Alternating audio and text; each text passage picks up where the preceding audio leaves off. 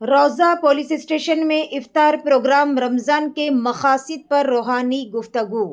दरगाह road पर वाक़ रोज़ा पुलिस स्टेशन में रमज़ान के मुबारक महीने के सिलसिले में एक इफ्तार प्रोग्राम का इंतज़ाम किया गया। इस मौके पर इलाक़े के मोअज़्ज़िज़ अफराद, जमात इस्लामी हिंद JIH नॉर्थ के अरकान और रोज़ा पुलिस स्टेशन के ऑफिसरान और स्टाफ ने शिरकत की।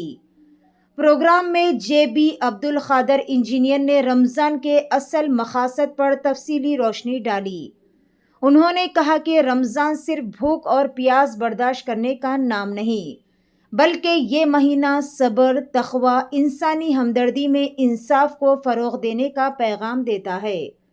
उनका कहना था कि रोज़े इंसान को खुद एहतसाबी और गरीबों के एहसास से जोड़ते हैं।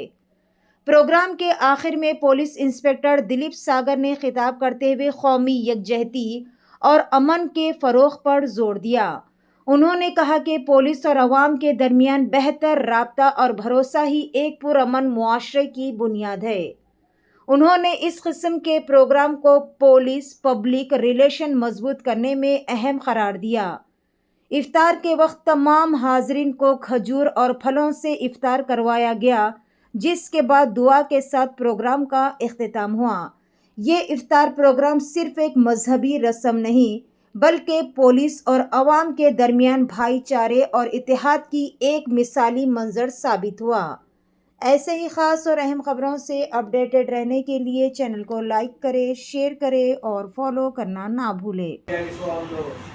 ಉದ್ದೇಶ ಇಟ್ಕೊಂಡು ತಮ್ಮಲ್ಲಿ ಈ ಒಂದು ಇಫ್ತಾರ್ನ ಒಂದು ಸಮಾರಂಭದಲ್ಲಿ ನಾವು ಇದರಲ್ಲಿ ಭಾಗಿಯಾಗಿದ್ದಕ್ಕೆ ನ್ಯಾಯಮೂರ್ತಿ ಪರ್ಮಿಷನ್ ಕೊಟ್ಟು ಅದಕ್ಕೆಲ್ಲ ನಾವು ಸೇರಿದ್ದೇವೆ.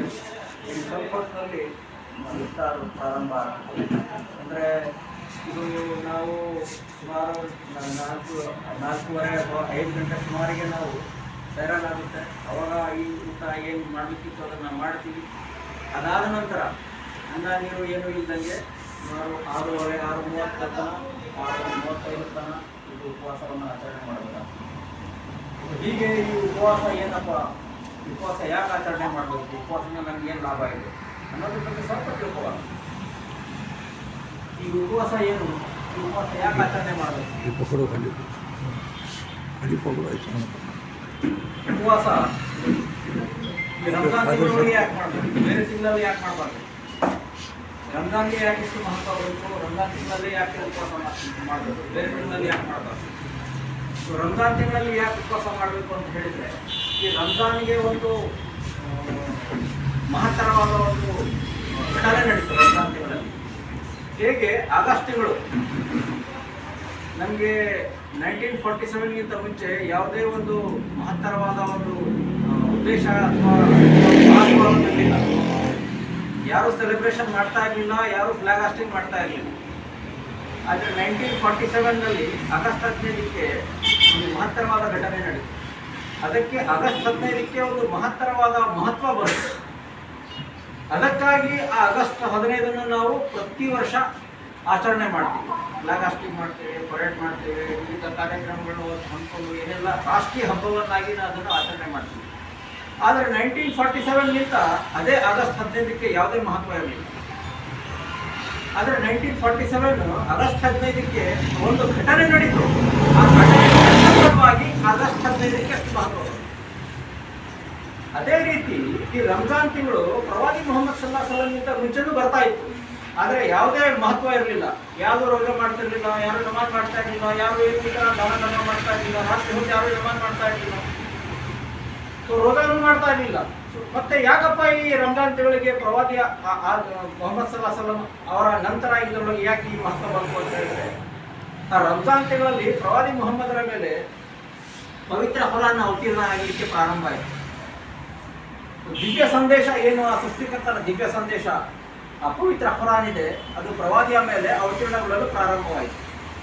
ಹೀಗೆ ದಿವ್ಯ ಸಂದೇಶ ಇದು ಬಂದಿದ್ದು ಮೊದಲನೇ ಸಲ ಅಂತ ಏನಲ್ಲ. ಬದಲಾಗಿ ಇದಕ್ಕಿಂತ ಹಿಂದೆ ದಿವ್ಯ ಸಂದೇಶಗಳು ಬಂದಿದ್ದಾವೆ. ವೇದಗಳಂತ ನಾವು ಹೇಳ್ತೀವಿ, ಇದು ಯಾವುದೇ ಮನುಷ್ಯ ಬರೆದಂತಹ ಗ್ರಂಥ ಅಲ್ಲ ಅಂತ ವೇದಗಳಲ್ಲಿ ಹೇಳ್ತಾರೆ. ಸೊ ಹೀಗೆ ವೇದಗಳು ಮನುಷ್ಯ ಬರೆದಿದ್ದಲ್ಲ. ಸೊ ಇದೇ ತರಹ ಪ್ರವಾದಿ ಮೊಹಮ್ಮದ್ ಸಲ್ಲಲ್ಲಾಹು ಅಲೈಹಿ ವಸಲ್ಲಂ ಅವತೀರ್ಣವಾದ ಈ ಪವಿತ್ರ ಕುರಾನ್ ಮನುಷ್ಯ ಬರೆದಿದ್ದು ಅಲ್ಲ. ಆ ಸೃಷ್ಟಿಕರ್ತನಿಂದ ಅವತೀರ್ಣವಾದ ದಿವ್ಯ ಗ್ರಂಥ ಇದು.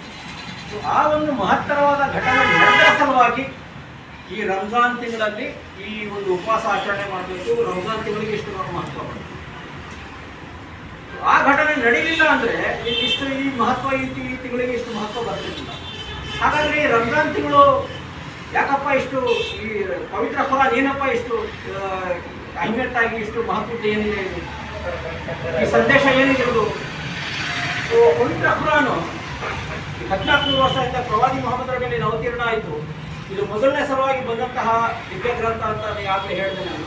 ಹಾಗೆ ಪ್ರವಾದಿ ಮೊಹಮ್ಮದ್ ಸಲ್ಲಲ್ಲಾಹು ಅಲೈಹಿ ವಸಲ್ಲಂ ಇಸ್ಲಾಂನ ಪ್ರಥಮ ಸ್ಥಾಪಕರು, ಪ್ರಥಮ ಧರ್ಮಗುರುಗಳು ಅಂತ ಇಲ್ಲ. ಬದಲಾಗಿ ಇದಕ್ಕಿಂತ 1,24,000 ಹೆಚ್ಚು ಇಂಥ ಪ್ರವಾದಿಗಳು ಪುಣ್ಯ ಪುರುಷರು ಆಗಿ ಹೋಗ್ತಾರೆ. ಆದಮೇಲೆ